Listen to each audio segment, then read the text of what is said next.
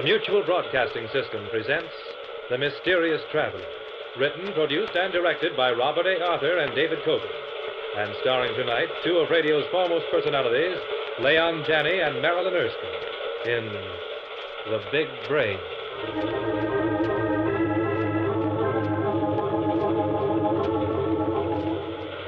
This is The Mysterious Traveler, inviting you to join me on another journey into the realm of the strange and the terrifying. I hope you will enjoy the trip, that it will thrill you a little and chill you a little. So settle back, get a good grip on your nerves, and be comfortable, if you can, as you hear the story I call The Big Brain.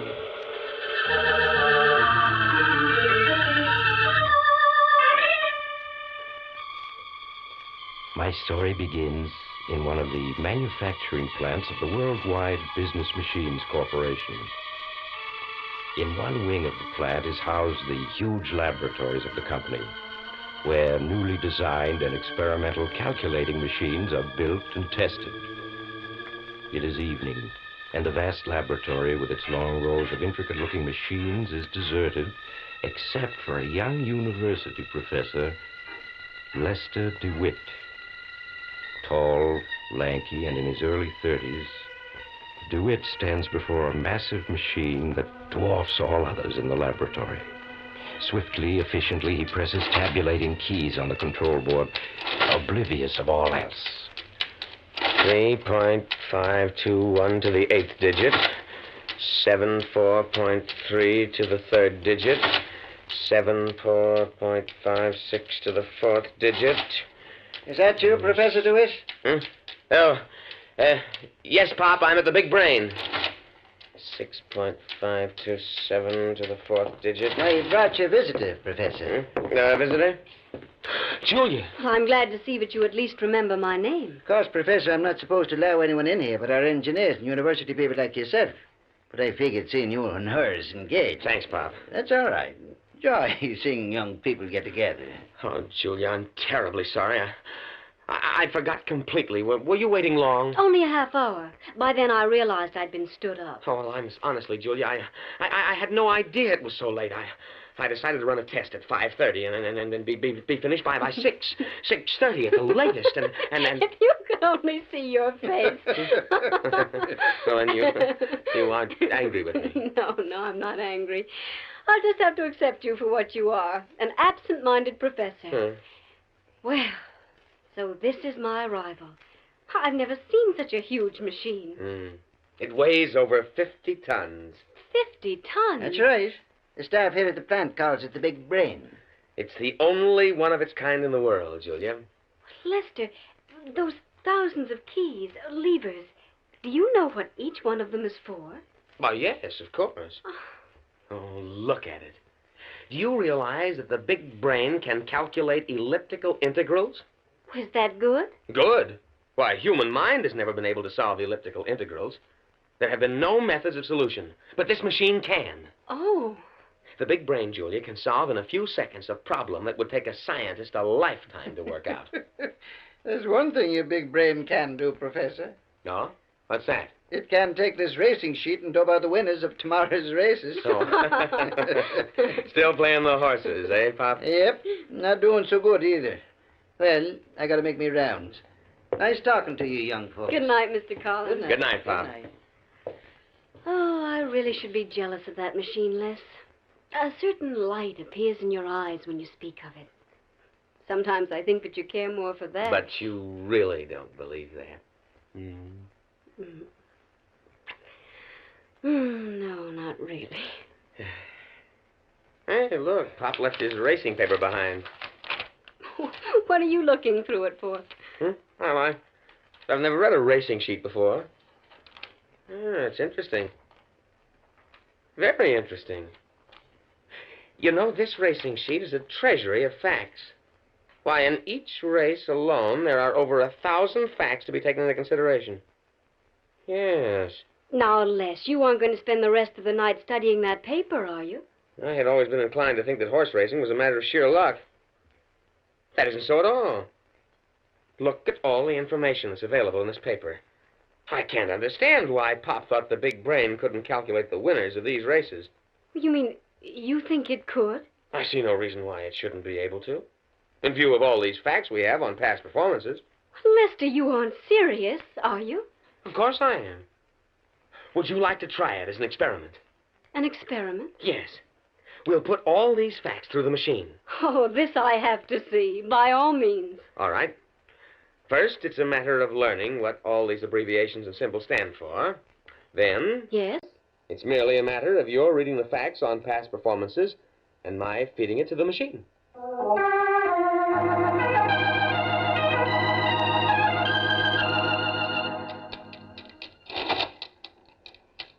Going away, $9.50. Flying Ghost. Flying Ghost. October 5th, 1949. October 5th, 1949. Belmont Park, 3-year-olds and up, claiming $5,000, a mile and an eighth, 120 pounds, jockey Riker, track fast, post position fourth, start sixth, quarter fourth, half fourth, 3/4 third, mile third, stretch third, finish third, 2 lengths, driving, $5.20. $5.20. That does it. 8 races. Now that you've given all the facts to the machine, what's next? I pull this lever, and the calculator goes to work. Good Lord. How long does it take? It's just a matter of seconds. Lee, do you really think it'll work? Work? Of course. Unless the machine breaks down. And as you can see, it's working perfectly. Ah, the solution has been attained. Well, where is it? I merely have to pull this lever, and it will be printed on a sheet of paper and ejected at this point here. Watch. There. Let me see it. First race winner, Yet a Deer. Place, Speeding Folly. Show, Quaker Girl. And it has the results of the other races as well. Naturally. And these horses are the winners? Oh, yes, no question of that. Tomorrow night we'll buy an evening paper with the racing results, and you'll see for yourself. Les, Yes? if you're so sure that these are the winners, why not make a small bet on the first race? A small bet. Yes. Bet $2 to win on Yet a Deer in the first race. Then if Yet a Deer wins, as you say she will, put all the winnings on the second race, then the third, fourth, fifth. But I couldn't do that. Why not? Well, it wouldn't be ethical. I'm here from the university as a guest of this company. Oh, now let's stop being stuffy. We've been saving for a year now to get married. If the machine is right, we can win enough money to buy all our furniture. Who knows, maybe even a house. Oh, I'm sorry, Julia, but I'm afraid I couldn't. Oh, why are you so stubborn? Who could it possibly harm? And think of what it would mean to us. But yes, I know. Please don't.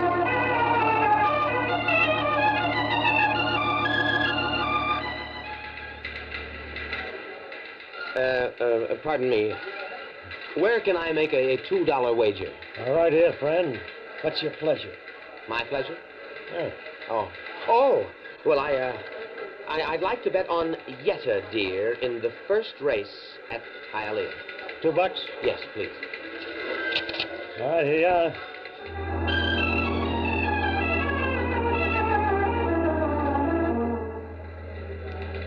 Yet a Deer paid $6.20. Here you are. Thank you. I'd now like to bet $6 to win on Morning Glory in the second race at Hialeah. 6 on the nose of Morning Glory. That's right. Okay, you're covered.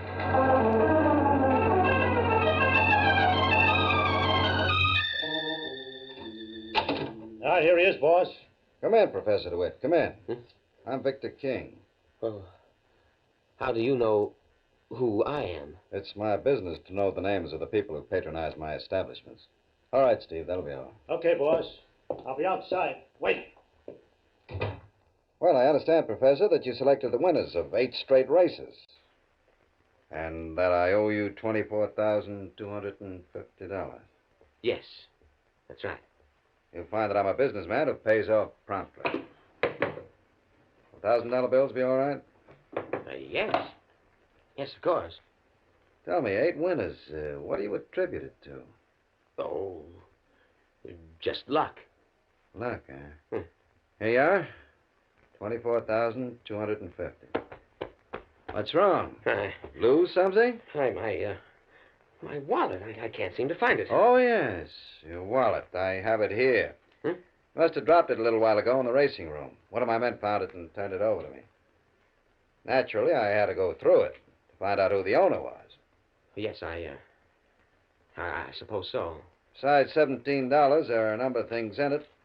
Driver's license, a state university faculty card, a pass for admittance to the technical laboratory of worldwide business machines, and this sheet of paper.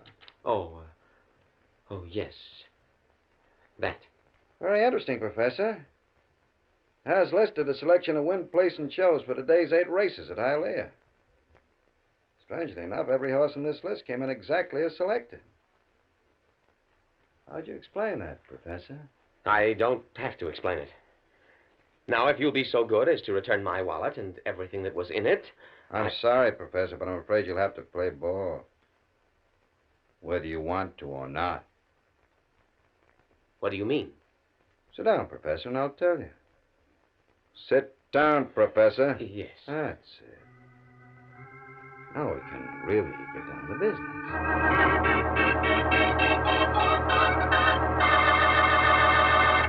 And then, Julia, he showed me pictures that had been taken of me in the racing room. Half a dozen of them. All showing me making bets. Oh, no. Yes. Why, he even had a camera hidden in the wall of his penthouse office, which filmed everything I said and did up in that penthouse. What? He was just laying a trap for you. Yes, he certainly was. But you didn't tell him how you'd gotten the winners of the races today? No, but I think he suspects. He found my wallet, and in it the pass to the laboratory of worldwide business machines. And he saw the sheet with the names of the winners printed on it. And he demands that you give him the winners of every day's races? Yes. It's blackmail. Pure and simple. He has all the evidence he needs. But, Lester, if you were to go to the university officials, the president of Worldwide Business Machines... It would be the end of my academic career. You know how the university is about such things. They'd regard my use of the big brain as dishonesty. Worse. Oh, it's all my fault, all my fault. It was I who made you bet on those horses. Oh, no, nonsense, darling. If I really hadn't wanted to, you couldn't have made me. But, Les, what are you going to do? What can I do? I've got to supply King with the winners. If I don't, he'll expose me. Ruin my career.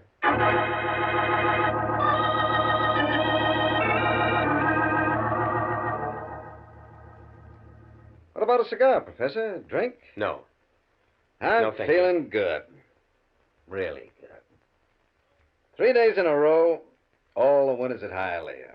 Yes, sir, I'm feeling good. By the way, I'm putting your share of the winnings aside, Professor. It now amounts to $46,000. You can have it any time you want it. I told you before, I don't want any part of that money. My purpose in coming here was to explain to you that I can no longer go on with it. You can't go on with it. Why not? How can I expect you to understand the matter of ethics? Ethics? You can't. All I'm interested in is money. Now listen to me, Professor. You're going on supplying me with winners. We're playing this out to the finish. The finish? When will that be? I'll let you know. Now, today is Monday. I'm figuring on flying out to Santa Anita in a few days for the big handicap on Saturday. I want you to dope out the winners as soon as possible. I'm figuring on making a real killing at the track. I won't do it. Now, Professor, we don't have to go over that again. Yeah, I see we do. Okay, Professor. I'll put it on the line. Straight, no trimmings. Sit down. This may take a little time.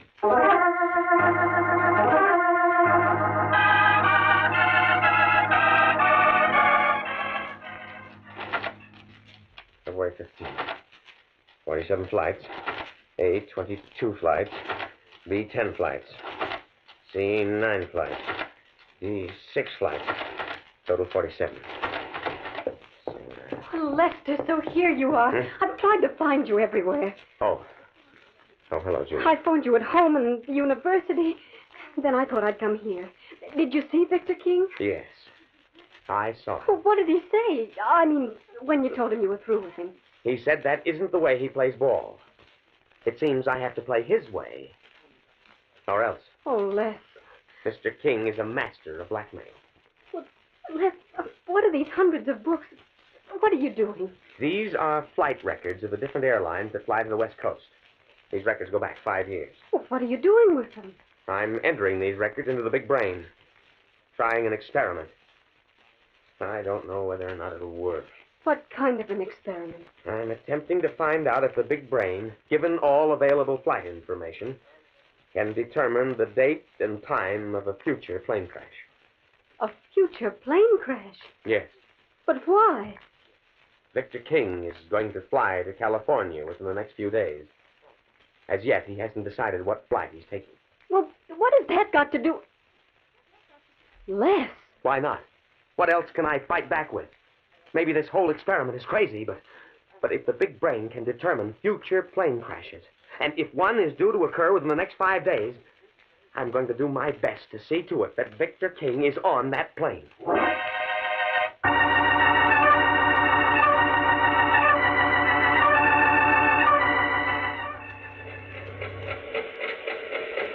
Les, what you're doing is insane. Maybe. Time will tell. But you must listen to me. You've got to go to the university officials and make a clean breast of things. I'm sure that they'll... There. The solution has been attained. Let me see it. Flight 106, Universal Airlines, 4:30 p.m. New York to Los Angeles. Crash 6:31 near Canton, Ohio, February 24th. February 24th. That's this Friday. And King wants to be in California Saturday for the races. Lester, this information, it can't be right, can it? It's the law of averages, Julia. Scientists, given all the facts, can work out an approximation of accidents. The big brain has the ability to pinpoint facts, calculate them to a degree beyond the human mind, and reach a definite conclusion. You mean there's no question about it? Flight 106 will crash February 24th. The big brain hasn't been wrong as yet. Though there's always a first time, of course. But, Les, if there's a possibility of that plane crashing, we've got to go to the airline and warn them. If I went to them and told them, gentlemen, I believe that Flight 106 on February 24th is going to crash, what do you think they would say? They'd have me placed under mental observation. But, Les, if that plane crashes, killing innocent people, you'd never forgive yourself. What's going to be, will be. I can't prevent that which is ordained to happen. And you're going to try to see to it that Victor King is on Flight 106. Yes. Come what may, I've got to make sure he's on that flight.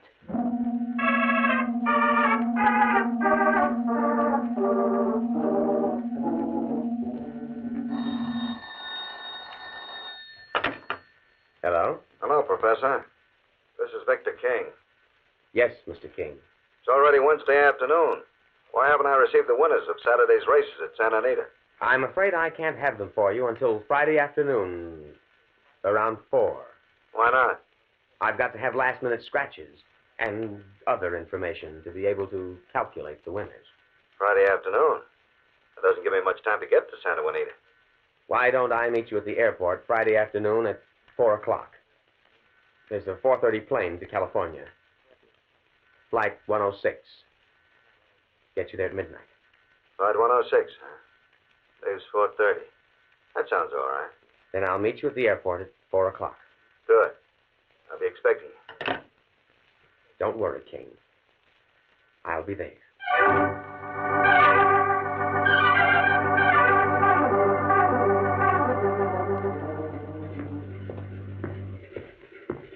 There's the gate for Flight 106 straight ahead. Lester, I wish you wouldn't go through with it. Won't you please go to the airline? Tell them that there's a chance 106 may crash. I told you, Julia, they'd only think I was insane. Now be quiet now.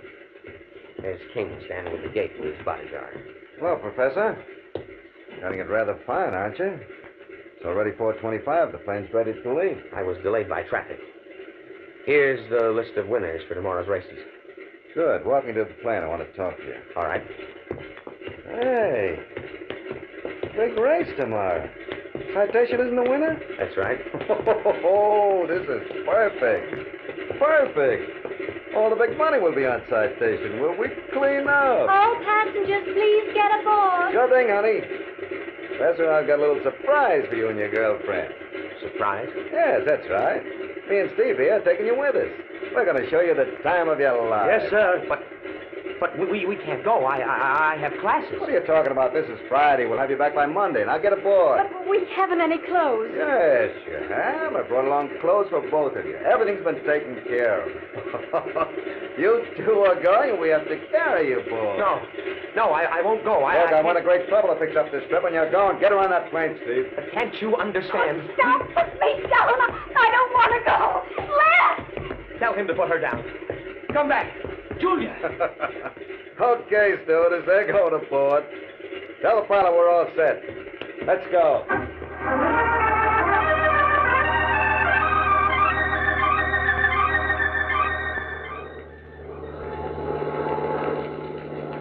Les, what time is it? Julia, stop asking me the time every minute. I just told you. What's the matter with you two? Don't you like flying? You've been sitting on the edge of your seats ever since we took off. Yeah, you'd think they were going to a funeral instead of California. And the best time they ever had. Les, I can't stand this much longer. You've got to tell them it's our only chance. Tell them? Yes. Maybe you're right. King, What is it, Professor? come a little closer. I've got something to tell you. Sure. What is it? This plane. It's going to crash at 6:31. Crash.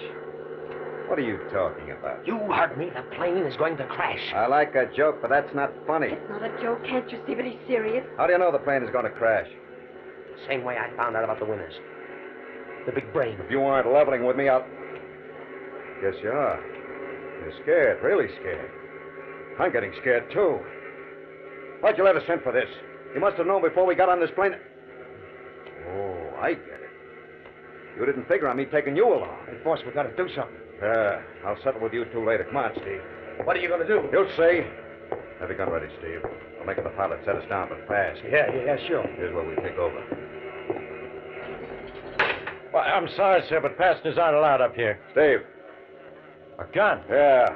Now listen, bright boy, you and your little playmate here are going to set this plane down, but fast. What for? Because I say so, and I don't argue. Land this plane. The nearest airfield's 20 minutes away, and it can't Shut take... up. Set it down now. This minute. Make an emergency landing. You must be out of your mind. Steve, count to 5. If he doesn't start putting down, give it to the co-pilot. Right. 1, 2, 3, 4. Okay, you're calling it. Pete, give me a reading. Speed 240 mph. Altitude 4,500. As we come over this mountain, there's a large field. We'll try to set down on it. Roger. Don't let us stall, boss. We got to get down. Yeah. Come on. Put this plane down. Mister, if you want to take over, just say the word. Give me a reading, Pete. Speed 255 mph. Altitude 2,000 feet. It's getting dark fast. We better circle the field a couple of times. Out cycle, just land. Pete, give it to the passengers over the PA. Roger. We are now preparing to land. Passengers are asked to remain calm. Please fasten all safety belts. You two guys better go back to your seats, fasten your belts. It's going to be a rough landing. Yeah, but it's all the same to you. We'll stay right here where we can keep an eye on you. Suit yourself. You don't mind if Pete and me strap ourselves in, do you? Cut the chatter and land. Give me a reading, Pete. Speed 230 mph. Altitude 800 feet. Flaps down. Flaps down. Landing gear down. Landing gear down. Landing lights on. Landing lights on. Reading. Speed 180 miles. Altitude 500 feet. Speed 145. Altitude 200 feet. Speed 135. 125. 115. 95. Down. 80. 70. Bob, there's a drainage ditch across the field. Take her up. Too late. Hang on.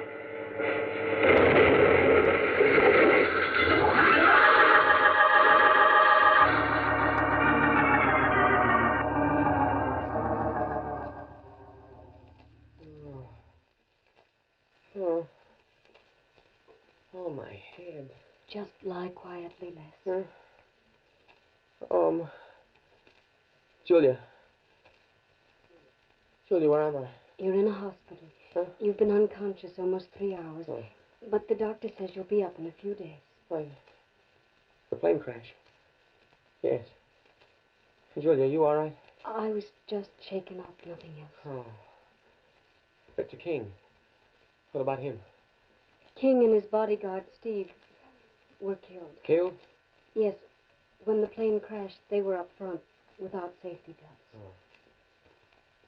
Anybody else killed? No, a half dozen were hurt, but they'll all live. So King is dead. Yes. That means we're free, Julia. He was the only one who knew about the big brain. The way I was getting those winners. Yes, Les, we're free. Strange. The big brain picked the winners. But it was wrong about the plane crash. Wrong? Yes. After all, the only reason the plane crashed was because King forced the pilot to make an emergency landing. You're overlooking just one fact, Les. What?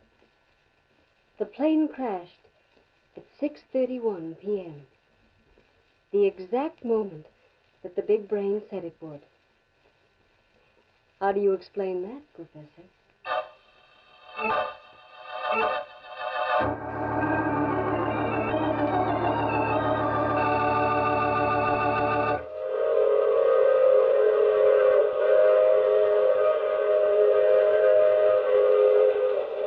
This is the mysterious traveler again.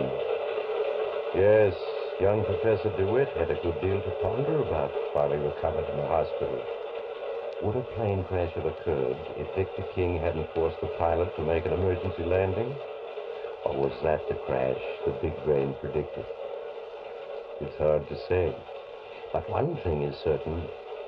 Professor DeWitt, for some strange reason, has lost all scientific interest in the big brain. Oh, that reminds me of next week's story, The Dark Underworld. It's about a strange old man who lives half his life in the maze of sewers beneath the streets of Manhattan, and he discovers... Oh, you'll have to get off here. I'm sorry. I'm sure we'll meet again. I take this same train every week at this same time.